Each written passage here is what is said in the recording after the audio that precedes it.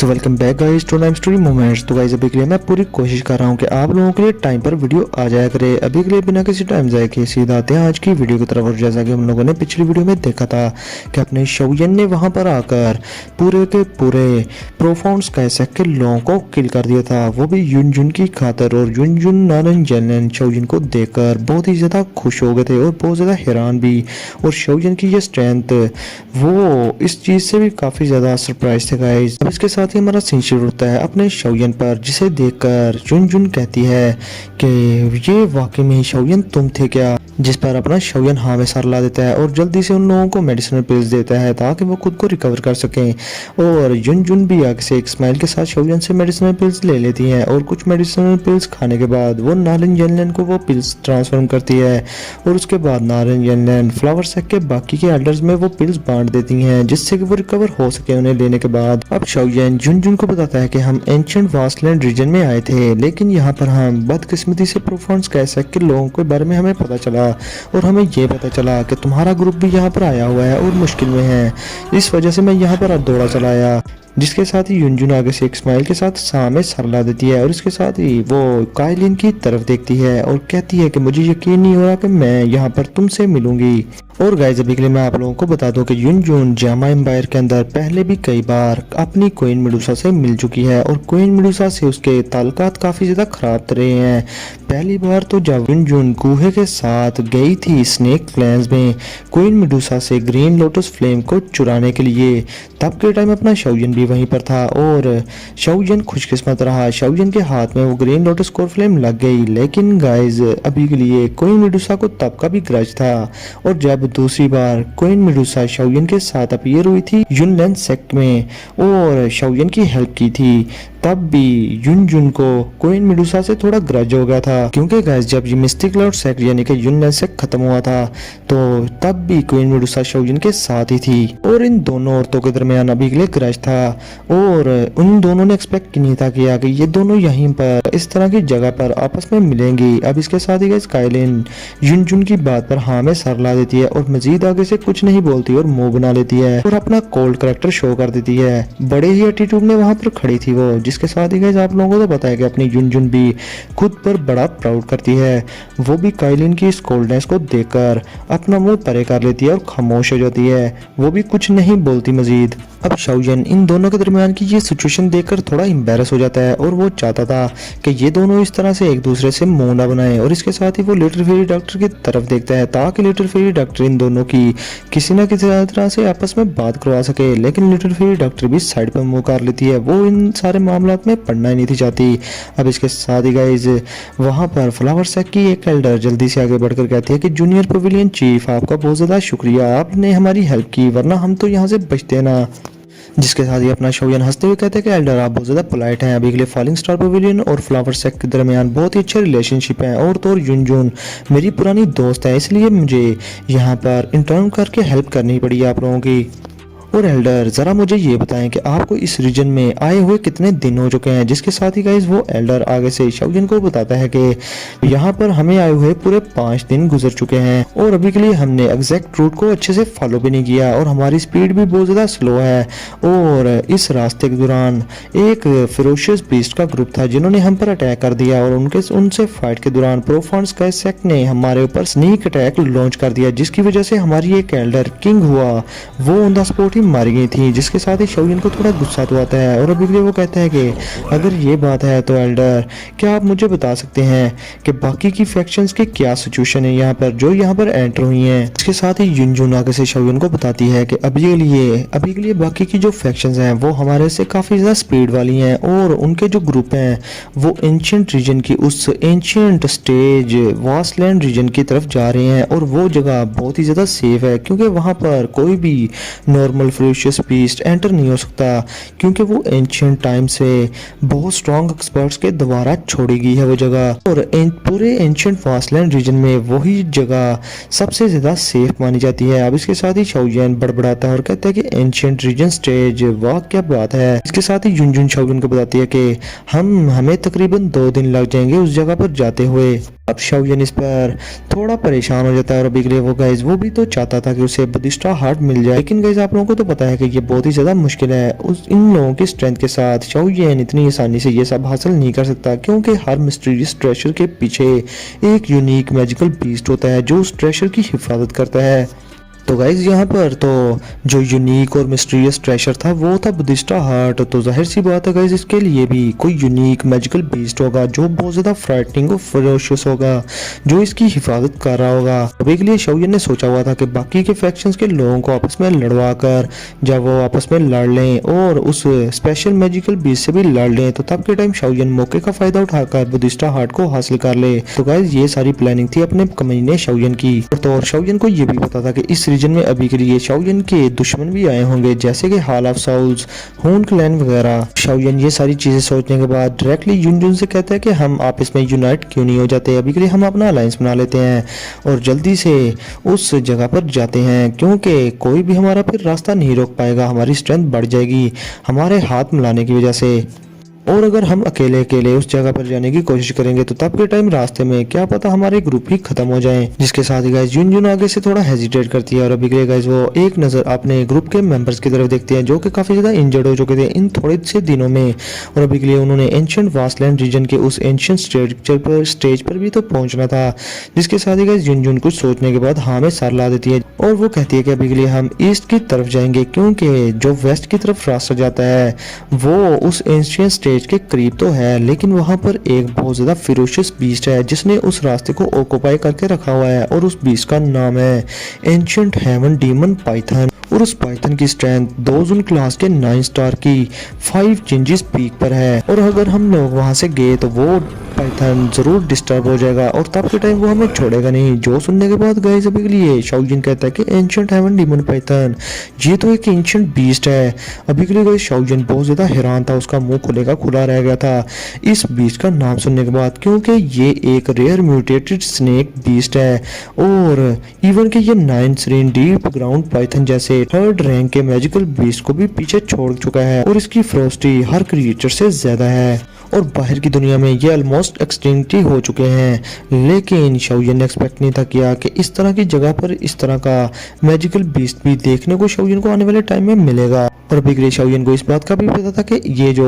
Ancient heaven demon Python है इसका जो ब्लड है यानी कि एसेंस ब्लड वो किसी के भी फिजिकल बॉडी को अच्छे से स्ट्रॉन्ग करने की हिम्मत रखता है। अगर कोई उसे रिफाइन कर ले तो उसकी फिजिकल बॉडी बहुत ही ज्यादा हद तक स्ट्रॉन्ग हो जाएगी। और तो शाओ येन को अभी के लिए अपना ख्याल आता है अपने किंग कॉन्ग लॉस्ट बॉडी का और वो सोचता है कि अगर मैंने इसके ब्लड को रिफाइन किया तो फिर मैं अपनी किंग कॉन्ग लॉस्ट बॉडी की 99th फीट पीक की स्ट्रेंथ तक पहुंच जाऊंगा और मेरी बॉडी का साइज 99 फुट तक भी बढ़ जाएगा। और उसके बाद फिर मेरे सामने अगर कोई भी एंशिएंट फैक्शन यानी कि जो मेरे दुश्मन है वो भी आ जाए तो मुझे उन लोगों को ठोकने में जरा सी भी दिक्कत नहीं होगी। और अभी गाइस शाओ येन ने एक एंशिएंट बुक में पढ़ा था कि ये जो एंशिएंट हेवन डीमन पाइथन होता है ये अपना ब्लड पूल बनाने में काफी ज्यादा इंटरेस्टेड होता है और ये अपना ब्लड पूल खुद से बनाता है और बहुत सारे नेचुरल ट्रेजर्स को उसमें डालता रहता है 100 सालों से भी ज्यादा तक। और ये सब वो सिर्फ अपने बच्चों के लिए कर रहा होता है। जब उसके बच्चे पैदा होते हैं और अंडों से निकलते हैं तो वो उनको उस ब्लड पूल में बात करवाता है, जिसकी वजह से उसके बच्चे उस ब्लड पूल की सारी एनर्जी को सूख लेते हैं और काफी ज्यादा स्ट्रॉन्ग हो जाते हैं। अब इसके साथ ही गाइस अपना शाओ येन उसकी आंखों में चमक जाती है और उसकी आंखों में लालच भी था। अब इसके साथ ही वो युनजुन से पूछता है कि क्या तुमने अपनी आंखों से एंशिएंट हेवन डीमन पाइथन को देखा है? जिस पर युनजुन कहती है कि हाँ हमारी तो उससे लड़ाई भी हुई थी, बड़ी मुश्किल से हम सब ने उससे जान बचाकर वहां से भागे थे। जिसके साथ ही शाओ येन खुद से कहता है तो अच्छा ये बात है, अभी के लिए मेरा प्लान है कि हम अपनी ट्रिप वेस्ट की तरफ ही बढ़ाएं और उस एंशिएंट हेवन डीमन पाइथन को जरा बचा कर रखते हैं, क्योंकि वो चीज मेरे लिए बहुत ज्यादा यूजफुल है। जिसके साथ ही युनजुन बहुत ज्यादा परेशान हो जाती है और हैरान भी, क्योंकि वो नहीं समझ पा रही थी कि शाओ येन मौत के मुंह में क्यों जाना चाहता है। जिसके साथ ही शाओ येन आगे से कहता है कि मेरे पास अपने अपने प्लान है और मैं कॉन्सिक्वेंसेस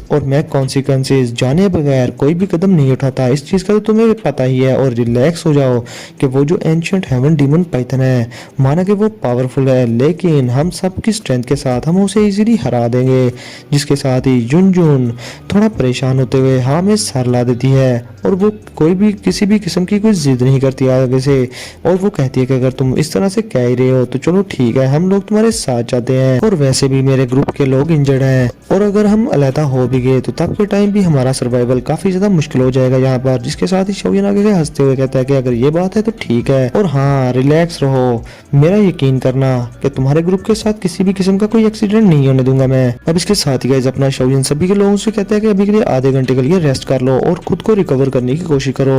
और इसके साथ ही शौयन भी और बाकी सभी के लोग भी अपनी अपनी जगह पर बैठ जाते हैं क्रॉस लेग करके, और आधे घंटे के लिए रेस्ट करते हैं और अपने ऑराज को रिकवर करने की कोशिश करते हैं। और आधे घंटे बाद या गाइस उनके ऑराज थोड़े बहुत रिकवर तो हो चुके थे। अब जैसे ही आधा घंटा गुजरता है तो ये सारे लोग अपनी अपनी जगह पर खड़े हो गए थे, लेकिन इसके साथ ही शौयन कुछ चीज सेंस करता है और वो जल्दी से सभी के लोगों से कहता है कि जल्दी से अपने अपने ऑराज को हाइड कर लो। तो सुनने के बाद सारे लोग हैरान हो जाते हैं और वो जल्दी से अपने ऑराज को हाइड कर लेते हैं और वहां जंगल में छुप जाते हैं। जिसके साथ ही गाइस जैसे ये लोग छुपते हैं तो वहाँ स्ट्रॉन्ग लोग वहां से गुजरते हैं।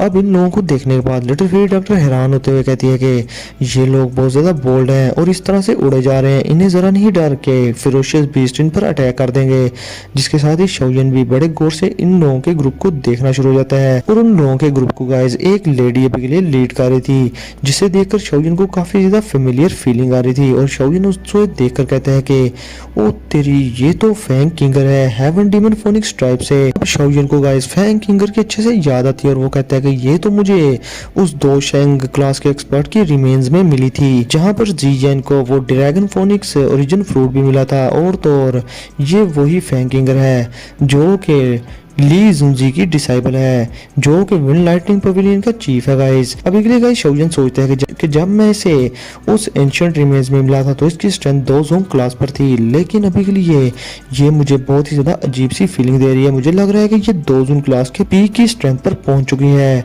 ये इस तरह से कैसे हो सकता है? और इसकी सोल से मुझे अजीब सा प्रेशर फील हो रहा है, जो प्रेशर मुझे जीएन की बॉडी से अक्सर फील हुआ करता था। और अभी के लिए कहीं ये pressure ancient heaven demon phoenix का तो नहीं। अब इसके साथ ही शौयन कहता है कि भला ये एंशिएंट हेवन डीमन फोनिक्स तो इस दुनिया से हजारों सालों पहले खत्म हो चुके थे, तो उसकी ब्लड लाइन का प्रेशर इस फैंग किंगर की बॉडी से कैसे मिल रहा है? मुझे लगता है कि इस लड़की को कोई बड़ी अपॉर्चुनिटी मिल गई थी, जिसकी वजह से इसकी स्ट्रेंथ इतनी हद तक बढ़ गई है। अभी के लिए मुझे अपना टाइम वेस्ट नहीं करना चाहिए, और तो और मुझे जल्दी से उस एंशिएंट हेवन डीमन पाइथन को ढूंढना होगा और उसके ब्लड पूल को, ताकि मैं अपनी किंग कॉन्ग ग्लास बॉडी को उसकी पीक तक ट्रेन कर लूं। और उसके बाद हो सकता है कि मैं 2 जून क्लास के 9 स्टार का भी ब्रेक थ्रू कर लूंगा। और अभी के लिए गाइस शौयन को अच्छा खासा प्रेशर फील हो रहा था, क्योंकि उसकी दुश्मन की स्ट्रेंथ अभी के लिए उससे काफी हद तक बढ़ चुकी थी और ये चीज शौयन को बिल्कुल भी हजम नहीं थी हो रही। इसके साथ ही हमारा सीन छूटता है एक जगह पर गाइस, जहाँ पर हर तरफ ब्लैक कलर के वेपर्स हवा में फैले हुए थे और ये जगह बहुत ज्यादा वीरान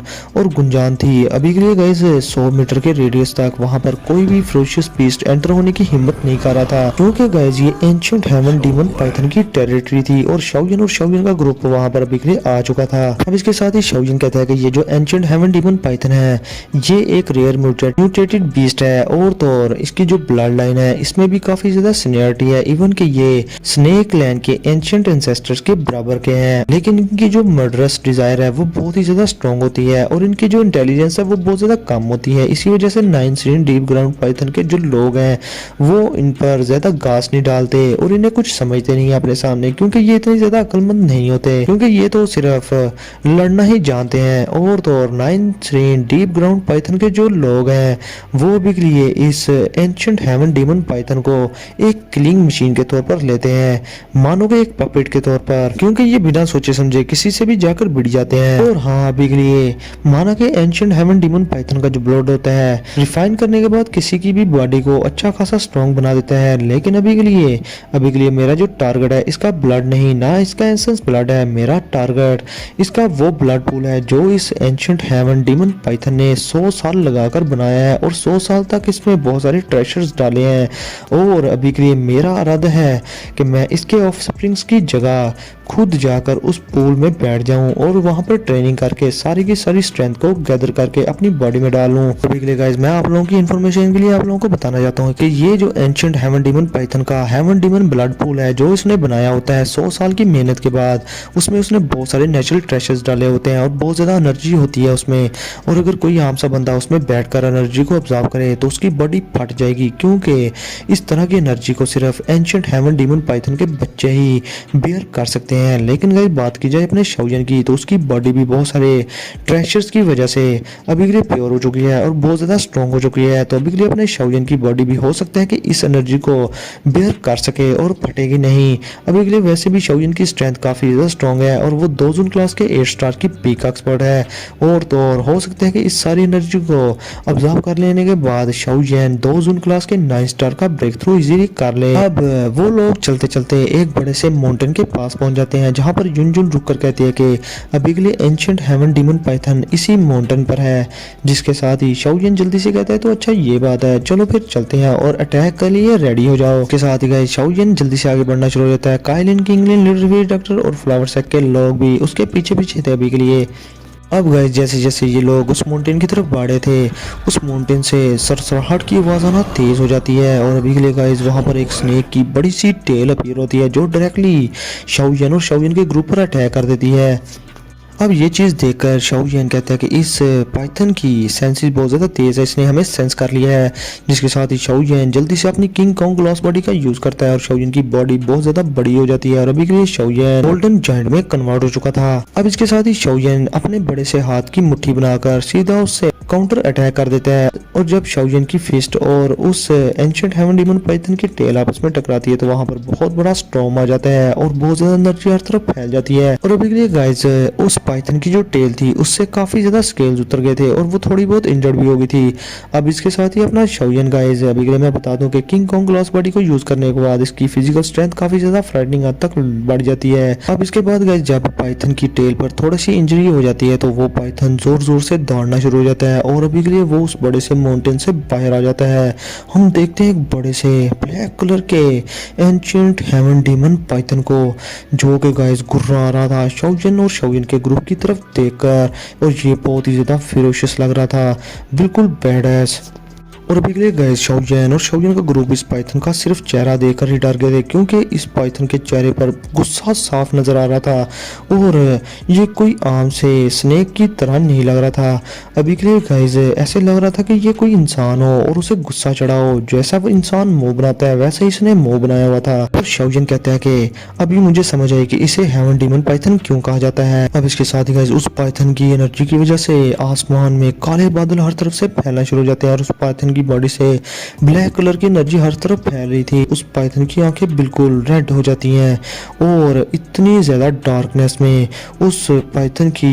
लाल आंखें किसी लैंप की तरह दिख रही थी जो देखकर और भी ज्यादा डर लग रहा था। अब ये चीज देखकर शाओयन की पतलून की ली जाती है और वो कहता है कि ये एंशिएंट बीस्ट कोई आम सा बीस्ट नहीं, जल्दी से मिलकर अटैक कर दो इस पर। जो सुनते ही गाइस अभी के लिए और गाइस अभी के लिए मैं आप लोगों को बता दूं कि शाओयन बाकी लोगों की हेल्प ले रहा था लेकिन इसका मतलब ये नहीं था कि शाओयन इसे हरा नहीं सकता। शाओयन आप अगर अपने एंग्री बुद्धा लोटस का यूज करता जो 5 कलर की हेवनली फ्लेम से बना होता तो शाओयन लाजमी से हरा देता।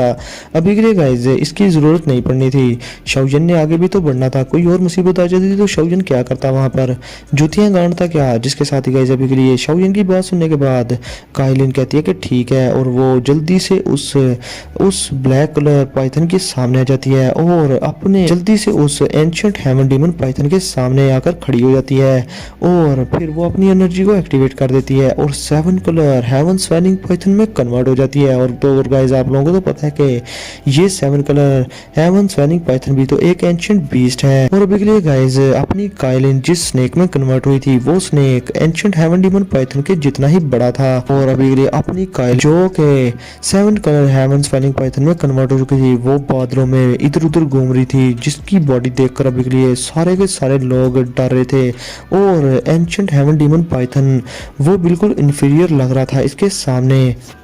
और अजीब सा प्रेशर उस पर पड़ रहा था क्योंकि गाइस वैसे भी 7 कलर हेवन स्वेलिंग पाइथन है जो उसकी blood line ancient heaven demon python से काफी ज्यादा प्योर है और एंशिएंट टाइम्स में हेवन स्वेलिंग पाइथन और एंशिएंट हेवन डीमन पाइथन के दरमियान काफी ज्यादा वार्स और फाइट्स भी हो चुकी हैं। लेकिन गाइस ये थोड़ा सा प्रेशर अभी के लिए हेवन डीमन पाइथन को कोई घंटा फर्क नहीं पड़ता और अभी के लिए वो लड़ाई के लिए तैयार हो जाता है और इसे देखने से ऐसा लग रहा था कि अगर यहाँ पर एंशिएंट हेवन सर्पेंट भी आ जाए तो तब के टाइम ये लो उससे भी लड़ने में जरा से भी झिझक नहीं करेगा, क्योंकि ये बिल्कुल अक्ल से पैदल है। अपनी कायलिन यानी कि 7 कलर हेवन स्वेलिंग पाइथन आसमान में बड़े बड़े बादलों से लाइटनिंग अपीयर कर लेता है और थंडर बोल्ट से उस पाइथन पर अटैक कर देता है। साथ ही गाइस वो पाइथन अपने मुंह से बड़े बड़े ब्लैक गोले बाहर निकालकर काइलिन के सारे अटैक्स को वहीं पर मलियामेट कर देता है। और अभी के लिए गाइस माना कि हेवन स्वेलिंग पाइथन की ब्लड लाइन काफ़ी ज़्यादा प्योर है, लेकिन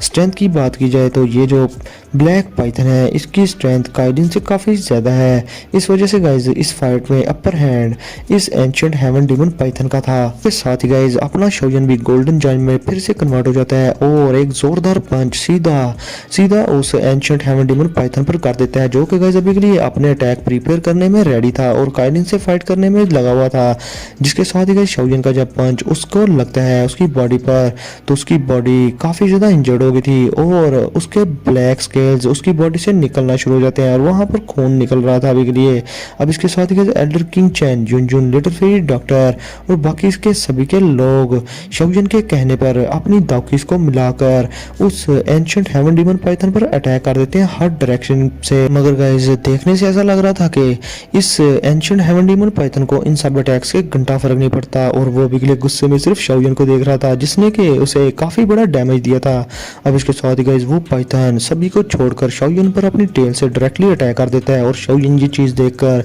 काफी ज्यादा घबरा गया था। और अभी के लिए गाइस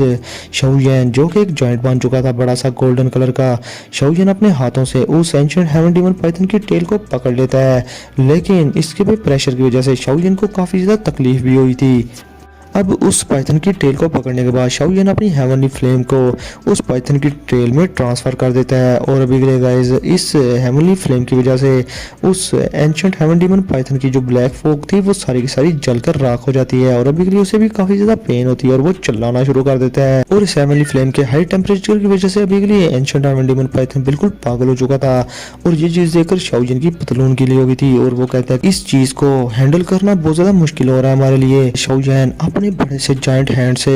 उस हेवन डीमन पाइथन को पकड़ने की कोशिश करता है, जो कि गाइस अभी के लिए काबू से बाहर था। जिसके साथ ही शोजन अपनी बड़ी सी फिस्ट से उसकी टेल पर एक जोरदार मुक्का मारता है और खून नदियों की तरह बाहर निकल रहा था उसकी बॉडी से। लेकिन गाइस ये हेवन डीमन पाइथन थमने का नाम ही नहीं था ले रहा, ये काबू में आ ही नहीं था रहा, इसकी रेजिस्टेंस बहुत ही ज्यादा थी। अभी के लिए साइड से आवाज आती है कि यंग मास्टर शोजन इस बीस्ट को फोर्स करो मेरी आंखों में देखने के लिए। जिसके साथ ही शोजन देखता है किंग लिन को, जो कि ये सारी बातें शोजन से कर रही थी। अब इसके साथ ही शोजन अपनी सारी दावकी को मैनोवर करके पाइथन का सर पकड़कर उसे सीधा किंग लिन की तरफ करने की कोशिश कर रहा था। अभी के लिए गाइस हेवन डीमन पाइथन बिल्कुल क्रेजी हो गया था शोजन के इन एक्शंस की वजह से, लेकिन अगले ही पल में शोजन कामयाब हो जाता है उसकी आंखों को किंग लिन की आंखों से मिलाने के लिए। अब जैसे ही इन दोनों की आंखें एक दूसरे की तरफ देखती हैं और अभी के लिए गाइस वो एंशिएंट हेवन डीमन पाइथन के सामने ट्रिपल आइज अपीयर हो गई थी और उसकी वजह से वो एंशिएंट हेवन डीमन पाइथन मानो के कहीं खो गया हो और वो वहीं का वहीं स्टिल हो गया था। अभी के लिए गाइस ये फरोशियस बीस्ट काफी ज्यादा जेंटल होना शुरू हो गया था और इसका मर्डरस इंटेंट और वायलेंस आहिस्ता आहिस्ता खत्म हो रहा था और इसकी जो लार्ज ब्लड रेड आइज थी वो जल्दी से वापस से नॉर्मल हो जाती हैं। और गाइस अभी के लिए किंग लिन का प्लान था कि इस एंशिएंट हेवन डीमन पाइथन को अपना गुलाम बनाने का, लेकिन गाइस ये तो एक एंशिएंट बीस्ट है, ये इतनी आसानी से कभी भी काबू आने वाला नहीं। अभी के लिए गाइस उस एंशिएंट हेवन डीमन पाइथन की जो मर्डरस इंटेंट थी वो जागना शुरू हो जाती है और अभी के लिए उसे समझ आ गई थी कि कोई उसे काबू करने की कोशिश कर रहा है, पूरी तरह से कंट्रोल करने की। इस वजह से गाइस वो रेजिस्ट करना स्टार्ट कर देता है, जो देखकर किंग लिन की भी हालत खराब हो जाती है क्योंकि गाइस किंग लिन 2 जून क्लास के 2 या 3 या 4 स्टार पर होगी। तो अभी के लिए ये जो पाइथन है ये 2 जून क्लास के 9 स्टार की 5 चेंज पीक्स पर है, तो किंग लिन और इसका मुकाबला बनता ही नहीं है। लेकिन अभी के लिए शोजन के एलियन की हेल्प से इसने उसे काबू करने की कोशिश तो कर रही थी। अब इसके साथ ही वो कहती है कि इस बीस्ट को काबू करना बहुत ज्यादा मुश्किल हो रहा है। जिसके साथ ही गाइस शोजन का हार्ट सिंक हो जाता है और वो जल्दी से कहता है कि जल्दी से काइलिन इसको सप्रेस करने की कोशिश करो। और शोजन की आवाज सुनते ही अपनी काइलिन जो कि 7 कलर हेवन स्वेलिंग पाइथन में कन्वर्ट हो चुकी थी वो अपना मुंह बनाते हुए शोजन की तरफ देखती है और इसके साथ ही वो अपनी बॉडी से एक invisible pressure ancient heaven demon python की सोल पर डाल देती है, जिससे कि उसकी साउल सुप्रेस होना शुरू हो जाती है, मगर गाइज इस सबसे भी उसका कुछ नहीं होता। वो बाज आ ही नहीं था रहा वो पाइथन, और अभी के लिए भी रेजिस्ट कर रहा था और किंग लिन के कंट्रोल से बाहर निकलने की कोशिश कर रहा था। इसके साथ ही जुन जुन, लिटिल फी, डॉक्टर एल्ड किंग चैन, ये सारे मिलकर बड़े बड़े दाव की पिलर्स वहां पर एंशिएंट हेवन डीमन पाइथन को काबू करने के लिए निकाल रहते हैं और उसे मानो के कैद करने की कोशिश कर रहे थे अभी। लेकिन गाइज इस फरोशियस बीस्ट की रोर और रेजिस्टेंस की वजह से वहां सारे के सारे माउंटेन्स कांप रहे थे। इसके साथ ही शाओयन, अभी के लिए शाओयन जल्दी से चला कर कहता है कि किंग लिन जल्दी करो इसे, जिसके साथ ही किंग लिन हाँ में सर लाकर बहुत सारी हैंड सील चेंज करती है जो कि काफी ज्यादा मिस्टीरियस थी। और अभी के लिए गाइज किंग लिन एक जोरदार चीख मारती है, जिसके साथ ही किंग लिन के पीछे स्पेस फट जाती है और वहां से एक ब्लैक होल के अंदर से एक एंशिएंट टाइम का प्रेशर बाहर निकल आता है और एंशिएंट ऑरा बाहर आ जाता है। और अभी के लिए गाइज 10,000 फुट से भी बड़ा स्नेक शेप इल्यूमिनरी फिगर वहां पर अपीयर हो गया था, जिसकी बॉडी से बहुत ही ज्यादा एंशिएंट ऑरा निकल रहा था और इस स्नेक्स के पूरे 9 हेड थे और ये guys ancient 9 headed heaven serpent था। और आप लोगों को तो पता है कि ये एंशिएंट टाइम्स में ही पाया जाता था और किंग लिन ने एंशिएंट वर्ल्ड ड्रैगन की हेल्प से इसे सुप्रेस किया हुआ था और इसे कंट्रोल किया था गाइज इसकी साउल को। अब गाइज ये जो एंशिएंट हेवन डीमन पाइथन था, इस एंशिएंट हेवन डीमन सर्पेंट को जो कि 9 हेडेड एंशिएंट सर्पेंट था, इसे देखकर काफी ज्यादा घबरा जाता है और डर जाता है। इस तरह का फेरोशियस बीस्ट भी इस पुराने एंशिएंट बीस्ट को देखकर घबरा गया था, क्योंकि गाइज उसके सामने भी लिए 2 ब्लड लाइन वाले एंसेस्टर आ गए थे। एक था 7 कलर हेवन स्वेलिंग पाइथन और दूसरा था ये 9 हेडेड एंशिएंट हेवन सर्पेंट। के साथ ही किंग लिन कहती है कि triple Z green snake flower people demon eyes open, जिसके साथ ही गाइज वो ट्रिपल जेड आईज ओपन होती हैं और उस एंशिएंट हेवन डीमन पाइथन को अभी के लिए सुप्रेस करना स्टार्ट कर देती हैं। और अभी के लिए गाइज वो जो एंशिएंट हेवन डीमन पाइथन था वो अपनी जगह पर बिल्कुल स्टिल हो चुका था। अब इसके साथ ही किंग लिन उस एंशिएंट हेवन डीमन पाइथन को कहती है कि पीछे हटो, जिसके साथ ही गाइज वो पाइथन अच्छे बच्चों की तरह पीछे हट जाता है और अभी के लिए किंग लिन ने उसे पूरी तरह से काबू कर लिया था। अब ये चीज देखकर शाओयन बहुत ज्यादा हैरान होता है और वो कहता है कि ये डिमोनिक आइज, वाकई इसकी स्ट्रेंथ बहुत ज्यादा अजीब है। किंग लिन तो बहुत ज्यादा लकी रही। अब इसके साथ ही शाओयन कहता है कि अगर मैं किसी स्नेक क्लैन से होता तो मे भी ये मुझे कब का कंट्रोल कर चुकी होती और मैं भी इसका कोई पपेट ही होता। अभी के लिए इस लड़की के पास 9 हेडेड एंशिएंट सर्पेंट भी है, अगर इसने उसे पूरी तरह से अनलिश कर दिया तो इस लड़की की स्ट्रेंथ बहुत ही ज्यादा फ्राइटनिंग हो जाएगी। और वैसे भी ये जो 9 हेडेड एंशिएंट हेवन सर्पेंट है, ये एंशिएंट टाइम्स में एंशिएंट वर्ल्ड ड्रैगन और एंशिएंट हेवन फोनिक्स को अच्छी खासी टक्कर दिया करता था, मगर बदकिस्मती से ये इस दुनिया से ही खत्म हो गए। और अभी के लिए ये साउल है जो कि किंग लिन ने इसे सप्रेस करके रखा हुआ है। इसके साथ ही गाइस शाओयन कहता है कि क्या तुम कामयाब होगी, जिसके साथ ही किंग लिन आगे से हाँ में सर ला देती है, जिस पर शाओयन काफी ज्यादा खुश होता है। और अभी के लिए वो कहता है कि अगर ये पाइथन हमारे कंट्रोल में आ चुका है तो हमारी स्ट्रेंथ काफी ज्यादा हद तक बढ़ चुकी है और तो और एंशिएंट वास्टलैंड रीजन में हमें इसकी काफी ज्यादा जरूरत भी पड़ेगी। अब इसके साथ ही गाइस किंग लिन अपनी आंखें बंद करती है और उसके पीछे वो जो एंशिएंट हेवन सर्पेंट था, जो कि 3 हेडेड एंशिएंट हेवन सर्पेंट था, वो डिसअपीयर हो जाता है। हमारा सीन शिफ्ट होता है काइलिन पर, जो कि 7 कलर हेवन स्वेलिंग पाइथन से कन्वर्ट होकर वापस से ओरिजिनल फॉर्म में आ जाती है। और अभी के लिए गाइस वो सरप्राइज होकर किंग लिन को देख रही थी और तो और उसने भी 9 हेडेड एंशिएंट सर्पेंट को देख लिया था, जो कि काफी ज्यादा अबनॉर्मल लग रहा था और इस बीइंग को देखकर वो भी काफी ज्यादा डर चुकी थी। तो उसे फीलिंग आ रही थी कि इवन के उसका legendary 9 colour heaven swelling python भी एंशिएंट टाइम्स में इस 9 हेडेड सर्पेंट से फाइट किया करता होगा। अब इसके साथ ही शाओयन जल्दी से आगे बढ़कर किंग लिन से पूछता है कि तुमने इसे कंट्रोल कैसे किया। तो गाइज अभी के लिए किंग लिन आगे से कहती है कि मैं इसे कंट्रोल कर ही ना पाती, उसकी स्ट्रेंथ बहुत ज्यादा थी, ये तो सिर्फ सिस्टर काइलिन की स्पिरिचुअल प्रेशर की वजह से हो पाया है। जिसके साथ ही शाओयन कहता है ठीक है चलो फिर यहाँ से जल्दी से चलते हैं और उस हेवन डीमन ब्लड पूल को फाइंड आउट करते हैं, मुझे उसकी काफी ज्यादा जरूरत है। तो गाइस अभी के लिए अपना एपिसोड यहीं पर करते हैं खत्म। वीडियो को लाजमी लाइक कर देना, शेयर कर देना, चैनल को सब्सक्राइब कर देना। तो फिर मिलते हैं आप लोगों से नेक्स्ट वीडियो में, तब तक के लिए अपना और अपने प्यारों का बहुत सारा ख्याल रखें।